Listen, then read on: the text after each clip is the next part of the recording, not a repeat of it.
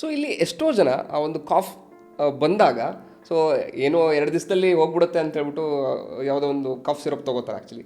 So ಅದು ಗೊತ್ತಿರೋದಿಲ್ಲ, medical ಶಾಪಿಗೆ ಹೋಗ್ಬಿಟ್ಟು ಕೇಳಿ ಕಾಫ್ ಸಿರಪ್ ತೊಗೋತಾರೆ.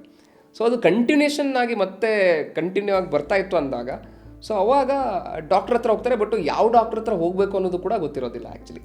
ಸೊ ಅಂಥ ಒಂದು ಪೇಷಂಟಿಗೆ ನೀವೇನು ಹೇಳ್ತೀರಾ? ನಾನು ಕೇಳ್ತಾರೆ ಎಷ್ಟೊಂದು ಜನ ಬಂದಾಗ, ಸರ್ ಯಾವಾಗ ಪಲ್ಮಾಲಜಿಸ್ಟ್ ಹತ್ರ ಹೋಗಬೇಕು ಅಂತ ಹೇಳಿ.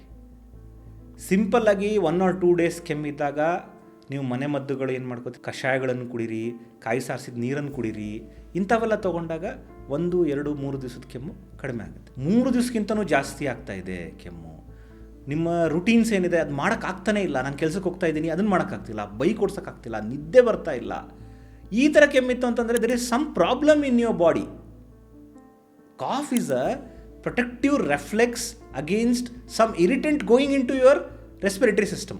So that is why I tell people that when you have nimage cough more than 3 days inda iddaga, you need a cough expert or a pulmonologist.